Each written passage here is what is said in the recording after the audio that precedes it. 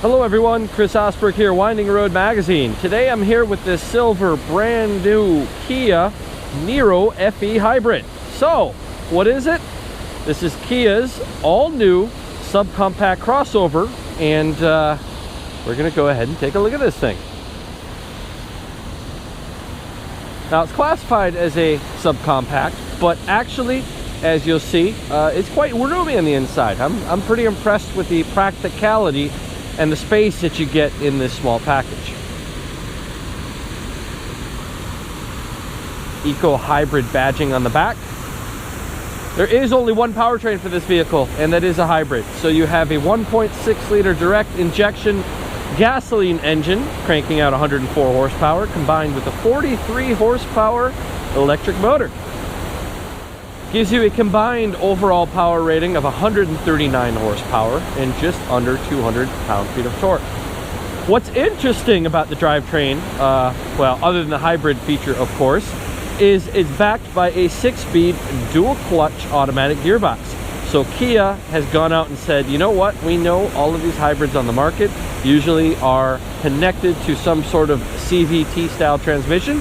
And let's be honest here, those are often dreadful to drive. You get a lot of droning, you get a lot of just this loose, sloppy, it's not entertaining, it's not fun, and this car has set out to do something about that. So really, they're kind of billing it as enthusiast choice for a practical, budget, economical type vehicle. Does it hold up to that promise? Well, we'll take it for a drive and find out. First things first, take a look at the back. Nice. You can see lots of room back here. It's got quite a low floor here in the trunk. Seats, of course, they fold down, but it's a nice square, tall opening, wide recesses behind the wheel wells here. Actually a pretty nice high quality trunk liner in there. Underneath, no surprise these days, there's no spare tire. It's got a tow hook. You've got a compressor, and you've got a can of hopes and dreams that maybe if there's a hole in your tire, you might be able to patch it up with that. You might not. So you're on your own in that. I would keep the roadside number handy. But these are pretty high profile tires. Chances of getting flat on these, certainly on a pothole, is not that good.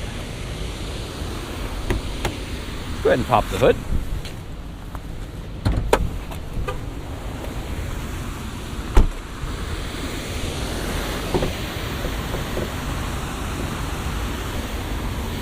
There we go.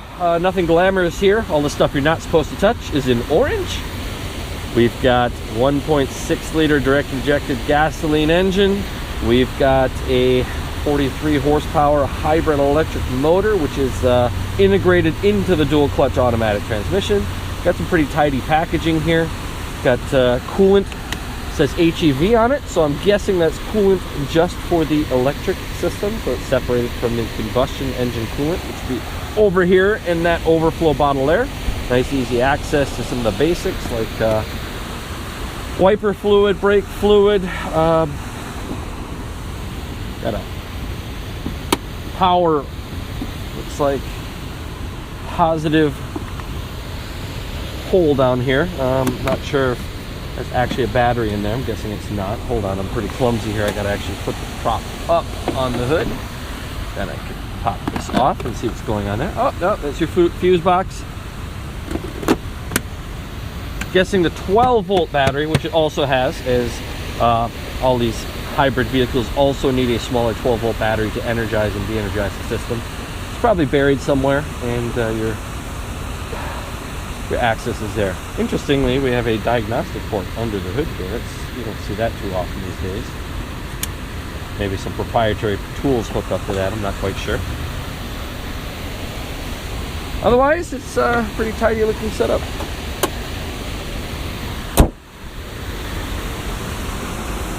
Overall, I think the styling's pretty good. The proportions are nice. It's a little bit boxy. It's kind of a wagon type form factor, but that's super practical. It's what people in this price class are going to be looking for. So excuse my camera gear just floating around here, but the back is actually decently roomy. You can see the amount of leg room here. The transmission tunnel down here is absolutely minimal. You got lots of room for your feet. I've sat in mid-sized cars that don't have as much room as this thing has back here. So families, it's really not bad.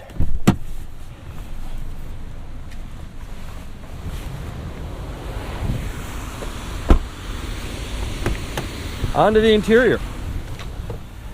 So, the Niro starts at a basic price of under $23,000. It's just under 23 plus destination, which for a hybrid vehicle is pretty good value. And to be honest, when you combine a hybrid drivetrain, which is going to be more expensive, with a really low-end budget car, you have expectations of areas they're really going to have to cheap out on to make up for the costs of that extra battery and electric motor and everything else. But to be honest, and the car I happen to be testing today is the FE model, which is absolutely basis. There's no options on this thing. So it does sticker under $23,000. And the quality and the feeling of this thing, it doesn't feel like a cheap car. You know, it doesn't feel like a stripper model, let me put it that way. So it still feels like a $20-some-thousand vehicle, but it's built pretty well. You look at the materials, the fit and finish, the features. This is not a dreadful car to drive at all. And I don't mean that in a derogatory way. You know, I think you could do a whole lot worse when you go with absolutely basic model from any manufacturer, especially in the hybrid realm. Overall, it's a well put together vehicle. So other things, ergonomics are good. Window switches are nice. The steering wheel I like. It is similar to the other Kia wheels. The materials are a little bit cheaped down. You know, it's not leather. It's a basic plastic wheel, but the shape is good, and that's very important. And the controls are not cheaped out here. You still have all of the radio and voice control and cruise control and infotainment. You've got that all right in front of you, and you have a very upscale feeling climate control system here. We've got a large touchscreen. There's no navigation on this particular model unless you count Apple CarPlay, but you do still have a nice touchscreen. There we go. You can control your phone. You can control the radio. You've got a couple apps. You've got some hybrid stuff. You can plant your own tree if you drive really nice, and I've been driving surprisingly nice for how, you know, considering how I usually drive. Fuel economy, the rating on this thing is absolutely stellar. Let me pull out the Monroney so I don't screw up this fuel economy rating. Combined 50 miles per gallon, 52 city, 49 highway. And I'll be quite honest, even driving economically, I haven't quite approached those numbers yet. When you have a vehicle like this, that's a hybrid that gets really high fuel economy numbers. The EPA fuel economy tests really tend to exaggerate. I don't want to go as far as say inflate. You know, it's not the automaker's fault. It's the nature of the test. But you will be hard pressed to make those numbers. But that does not mean it's not economical. Even with my typical lead-footed Self, I've been averaging well over 30 miles per gallon. It's a 36.7 right now. I think with little effort, I could get into the 40s. But to get up in the 50s, I think many people will have to go to borderline hypermiling driving styles to get all the way up to 50. But that's really not a negative thing, because even mid-30s for a car at this price, with this much room, that drives this decently, it's not bad. So let's go ahead and fire this thing up, which is not really a literal thing anymore. System check. No actual engine is fired up. It's got a little light down there that says the EV mode is ready to go.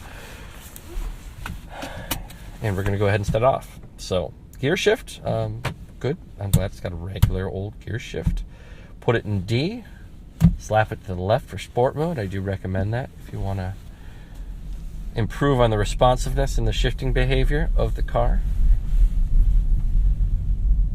And off we go.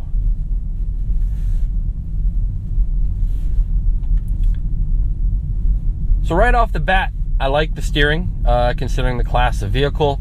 A lot of vehicles in this class have completely lifeless, over-boosted steering. And this steering, although it is a little bit light, it's not excessively so, and it feels like it has a little bit of feeling to it.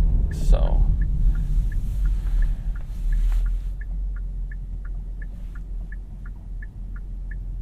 go ahead and take a left here. Gauge cluster, very legible. I like the configurability. There's a couple different modes you can go through. Oh, that's not the right mode. That mode is going through the radio. There we go. Trip. I like the redundant digital speedometer in the center there. 57% economical, 34% normal, and 9% aggressive driving. Doesn't sound right. I think the aggressive is usually higher than that, but hey, we'll take its word for it. And there's my energy flow gimmick page that all hybrids have to have.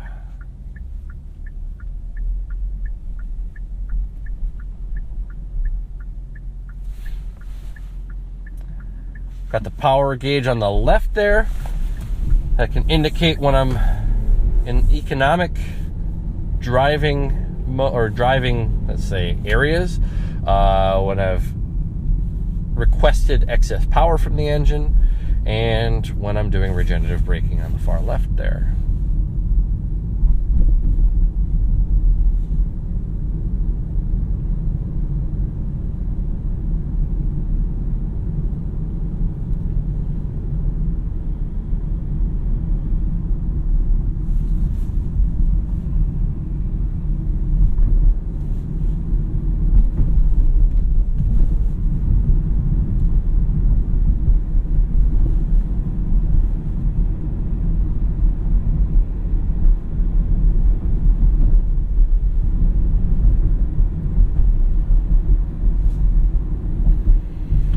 So with the dual clutch automatic transmission, you really do get the feeling of a conventional car. It doesn't drive like, let's say, a Prius would, where it has a really unconventional, disconnected drivetrain type feeling. And the noise, vibration, and harshness is quite good. You don't notice much engine noise at all. You don't notice much boominess. The transmission generally shifts smoothly, let's say 90+% of the time. I think they've done a pretty good job of this transmission, but every once in a while, you get a little bit of a drive line, load change, bump. You get a downshift that's a little bit harsh. You get, it's not completely done, and it's a new concept for them.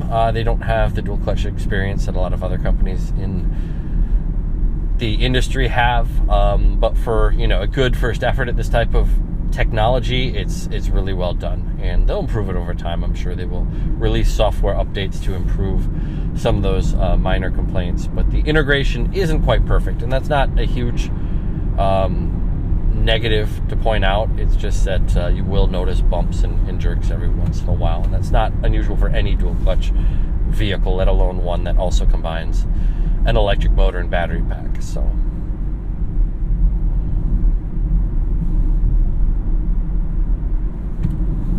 downshifts, very nice and quick, as well as the upshifts.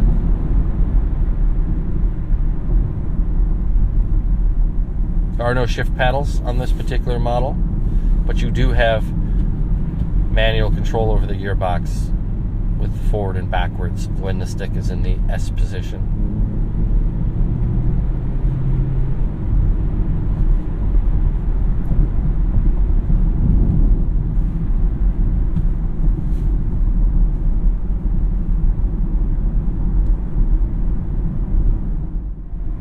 As I mentioned before, the idea of this car is to create a practical, very usable hybrid crossover that isn't dreadful to drive, as many in the segment are.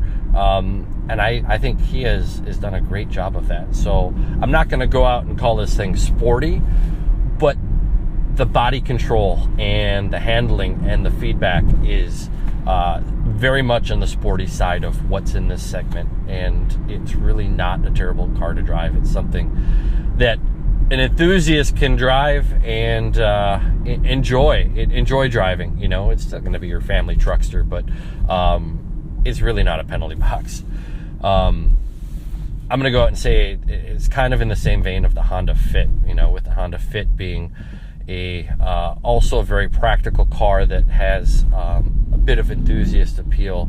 You see those things turning up at autocrosses and SCCA events just because they are practical cars that have a little bit of a sleeper fun factor to them. And I can definitely see the Kia Niro gaining that kind of appeal with this vehicle as well. So based on the tires and everything that were on this car, I thought, man, this thing is gonna handle like a bowl of jelly, and it doesn't. It really doesn't.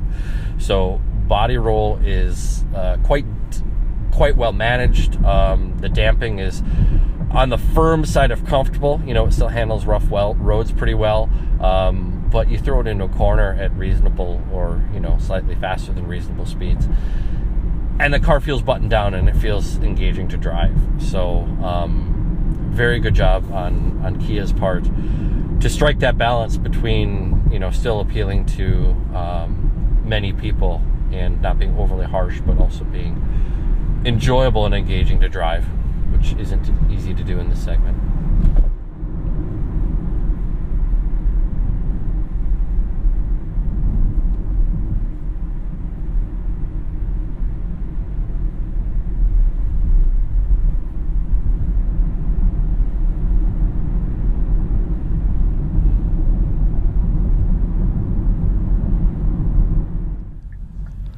One thing worth noting is the Kia Niro is only coming with one powertrain configuration, that being front-wheel drive, and Kia currently has no plans to incorporating any sort of all-wheel drive powertrain options for the Niro, and that is a little bit unfortunate if you're a person who's looking for an all-wheel drive option.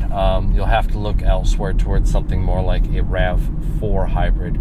But I'll be honest, this thing drives so much more enjoyable. It's so much better than a RAV4 hybrid that I would probably forego the all-wheel drive and stick some really good winter tires on this thing versus going with the RAV4, which for an enthusiast drives not very well.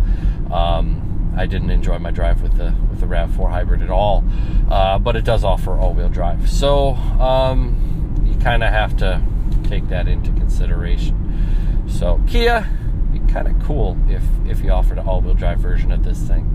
Maybe even, you know, an Outback-ish, all-track-ish, slightly more rugged version of this to make it more from a crossover to a mildly pretentious SUV. But just some feedback. Let's see how it does in the market. I have a feeling this car will sell well. I have a feeling the reviews will be quite positive compared to other vehicles in the segment. And I hope Kia has a hit on their hands. We'll see. So braking feel, it could be improved a little bit. So hybrid vehicles, the integration of the friction brakes and the regenerative braking, it's not always a seamless transition, and you do end up with some brake feel artifacts that makes the brake pedal feel not totally natural. And you get some of that on the Niro. It's better than many in the segment. You can see here I've lit up the charge portion of the display, meaning that I'm hitting the brakes, but it's using the electric motor to drive energy back into the battery pack instead of using the friction brakes. But there is a little bit of sponginess, and sometimes it's a little bit difficult to get a perfect modulation to come to a stop. But it's minor, and it's not totally unexpected in this segment. So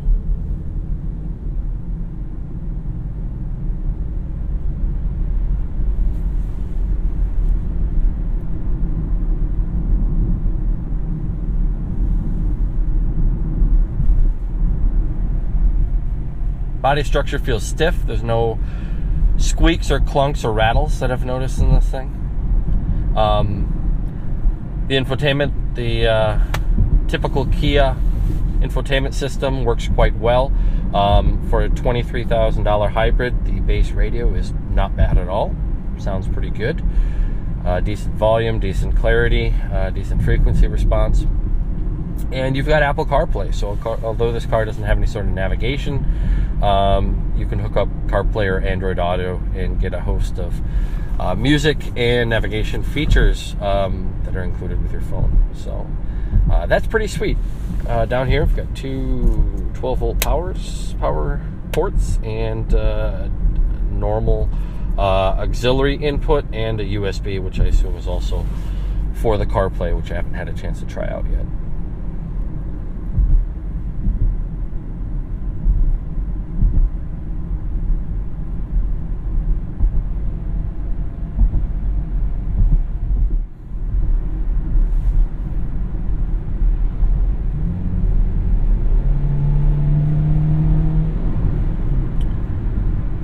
So when you start the car, the default powertrain setting is what they call Eco, and it is definitely biased towards the Eco side of things. So it's quick to upshift into a higher gear.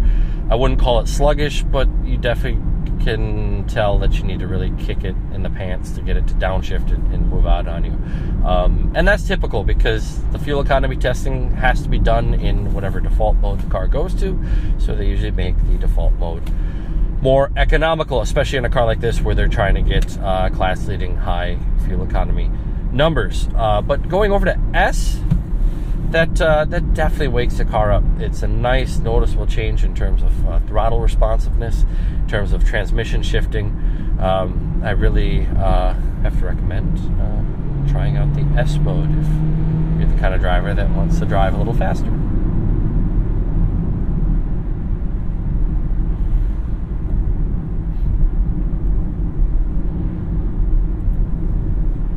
One point about the hybrid drive, the car tends to freewheel a lot, meaning when you let off the gas, there isn't much default regenerative braking. You have to engage the brake pedal to really slow the car down, which is okay, but you know what? On these types of cars, I prefer an adjustable level of regenerative braking. I prefer to drive usually in the maximum mode of regenerative braking, meaning I just let off the throttle pedal and the car will recuperate a lot of energy and slow down quite a bit without even touching the brake pedal. But you know what? This is a low-end hybrid vehicle. You're not going to get all the features that you're going to get in a more expensive vehicle. So I can't complain too much about that.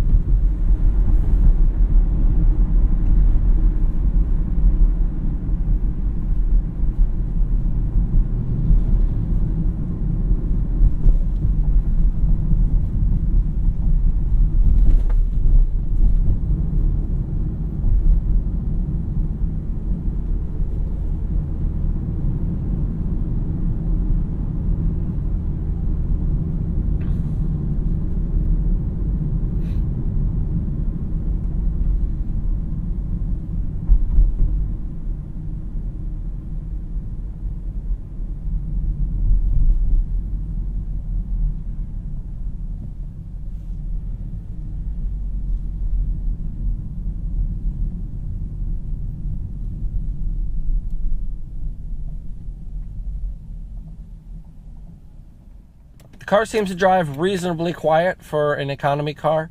Wind noise doesn't seem to be terrible.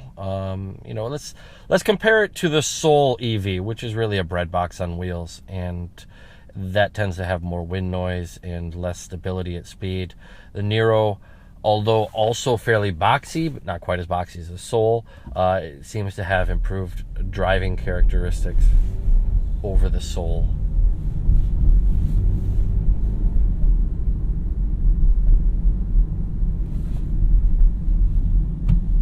Go ahead and put it back in eco mode for the city driving.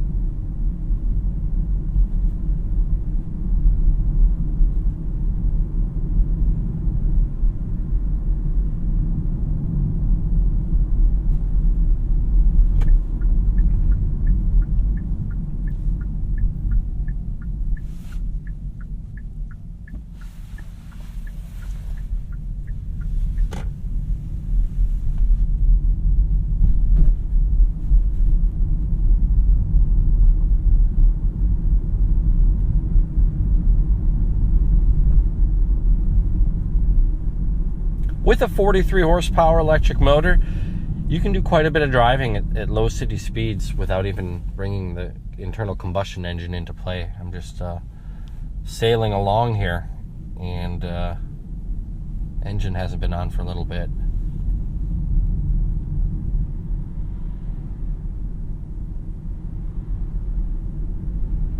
There, it's on.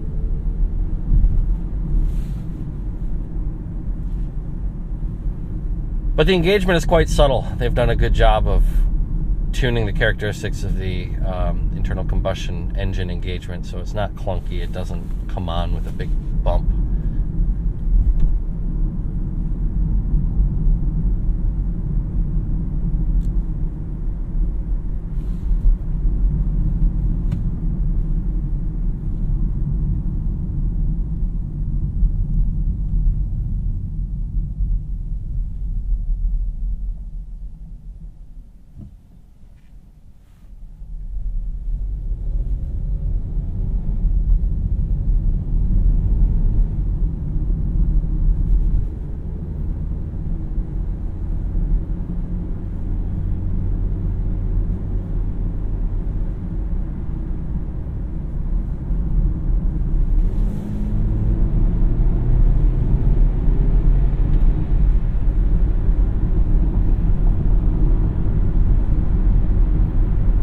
Some twisty roads.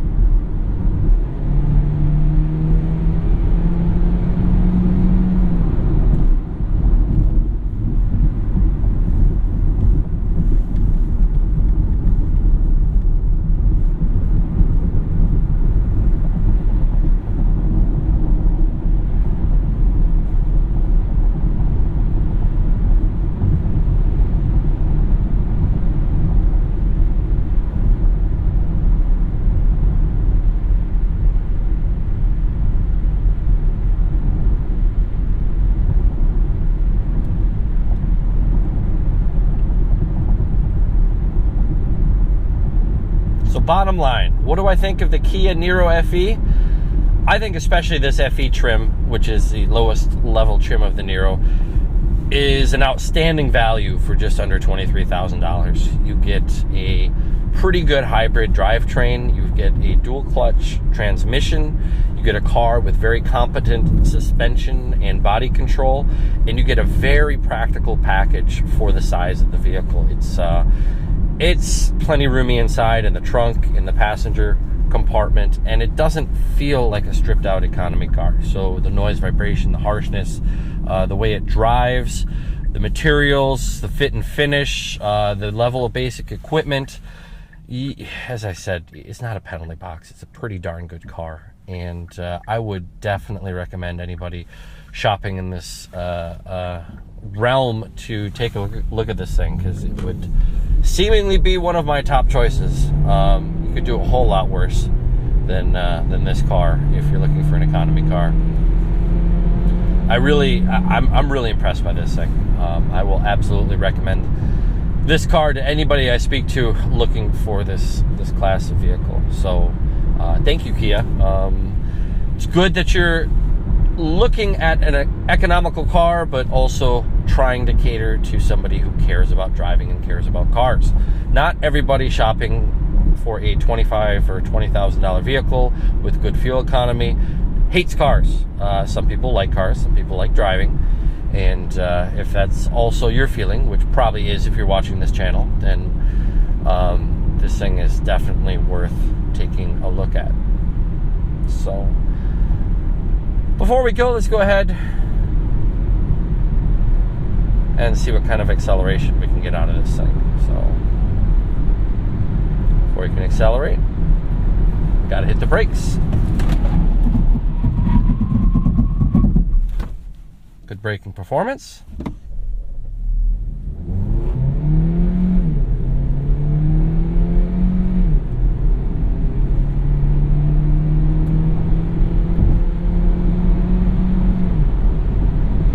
So acceleration is, let's put it in the realm of adequate. It's not fast, but it's not painfully slow. So, you know, it's your basic car with about 140 horsepower at its disposal. So, off the line, the torque of that electric motor, if you don't get a hesitation where it doesn't know what mode it wants to be in, it's pretty good. Around town, it feels fine. You've got a little bit of torque feeling at the bottom end to get you moving off the line. But passing power is only going to be sufficient to, you know, barely get above highway speeds. It's not a fast car by any stretch of the imagination. But as I said before, it's certainly good in terms of powertrain boominess and noise and vibration and harshness. I'm not going to do a will it drift because that's really not the point of this car whatsoever. But how about we see for the squeal of tires? Okay.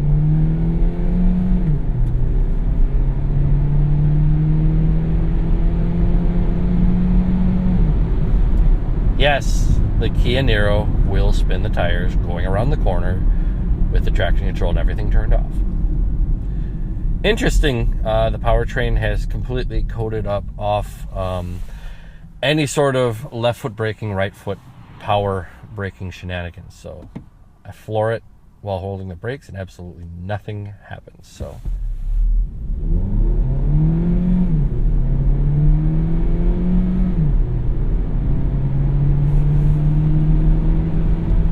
there's no launch control or quick way of leaving the line like there might be with some other dual clutch transmission vehicles.